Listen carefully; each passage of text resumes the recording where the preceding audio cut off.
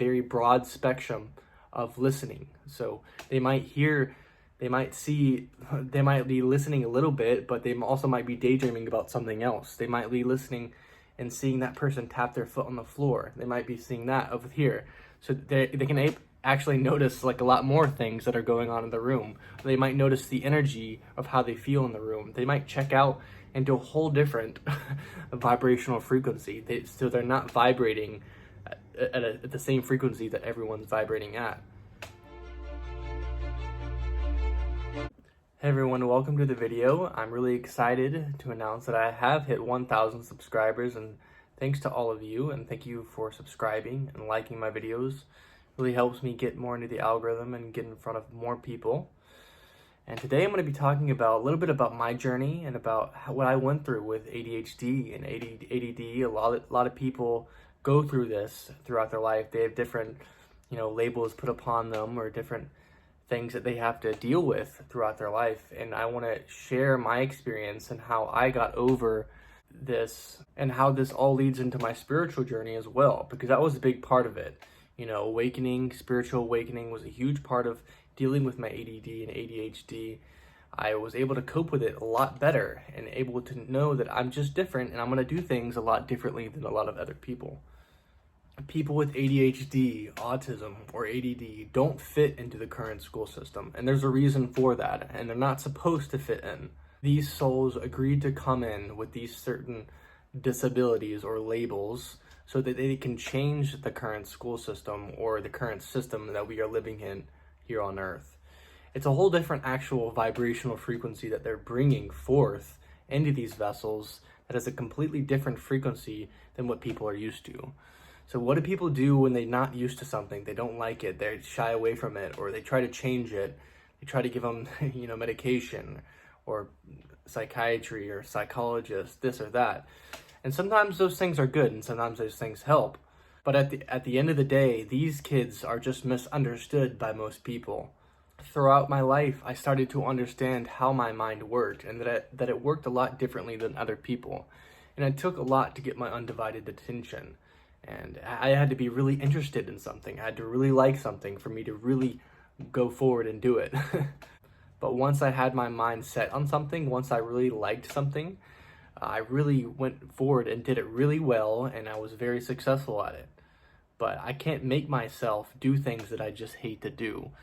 And that's one of the things I've noticed with having ADHD. Most people are not at the vibrational frequency that these kids are at, or people that have ADHD. So when an ADHD person is trying to listen to a teacher or something that is not very high vibrational, they're not going to absorb any of that information. Or if they're not a very good teacher, they're not going to absorb any information because they have a very broad spectrum of listening. So they might hear, they might see, they might be listening a little bit, but they also might be daydreaming about something else. They might be listening and seeing that person tap their foot on the floor. They might be seeing that over here. So they can actually notice like a lot more things that are going on in the room. They might notice the energy of how they feel in the room. They might check out into a whole different vibrational frequency. So they're not vibrating at the same frequency that everyone's vibrating at. So there's a couple reasons for this. ADHD people have more light and more light frequency coming through their vessel. So they might have higher energy. They might need to outlet that energy, whether it's in nature or so forth, or ground their energy. Also, another reason for this is that since there's more light coming through their vessel, it's supposed to be a big contrast to where the old paradigm on Earth is like. So, say the old paradigm is right here, these new people that are coming in are up here. So, it's supposed to be a big contrast. There's supposed to be a kind of a shock to the system, to the world, a big contrast. You can't break the old if it's like here and here. It has to be a big difference that is going to change things. Another reason why ADHD people, check out of their body is because that the vibrational frequency here is so low. They actually can't, it's a coping mechanism for them. So they need to check out of their body because it's hard for them to stay here in this low vibrational frequency here on Earth. Not necessarily on Earth, but in the society in general, and the way we live our lives here. So when a person with autism or with ADHD checks out and they are daydreaming about a more stimulating thing, a high vibrational thing in their brain, they have a different attention span than most people here. So why would they focus here on Earth, on boring Earth, when they have an amazing imagination and they can daydream in an amazing way on things that they love here over here? It stimulates their brain a lot more. So that's one thing I've noticed about me is I have a very short attention span. So I'm always having to be doing something. So that's why it's very important. ADHD people can spiral pretty fast. They can get very down on themselves. They can overthink things. They can think a lot of things in their head, and it can create a lot of anxiety for a lot of people. And no one teaches these people how to do this, how to, ground their energy, how to silence their mind. So if ADHD people are always having to be doing something, it is best to actually place that focus upon things that are more high vibrational, or to be more observant of our thoughts, more aware of our thoughts, and to do things that are more grounded activities so that we'll be able to ground ourselves into our vessels, whether that's exercise, whether that's meditation, or yoga. People with ADHD, they need to have activities in their life that are more grounded or that keep them centered in their life. There's also a reason why a lot of people with ADHD or ADD get bored. They get bored of being here. They don't have the stimulation that they need, the activities that they need here. So that's a lot of the times why they end up overthinking things in their head. They start overthinking, they're overanalyzing, and this actually can lead to depression and anxiety, and then it can even lead to substance abuse. So these people have to be focused on something. So they're not getting that coping mechanism from certain activities. They can't check out in a way that they used to maybe in like middle school. So when they come into adult life, they start to use other coping mechanisms such as drugs, such as weed. And a lot of people, they end up finding this coping mechanism through weed, like similar to how I did.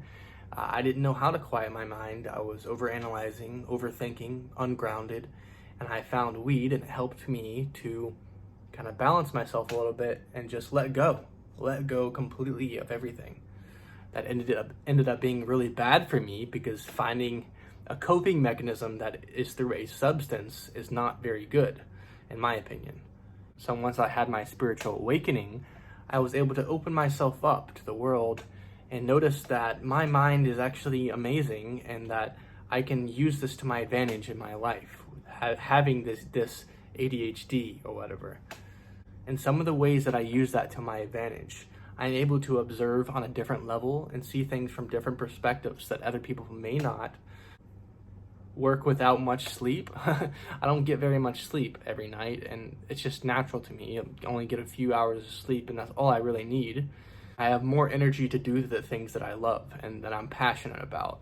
So I can actually get ahead in things in life, which is pretty cool, but only if I use that to my advantage.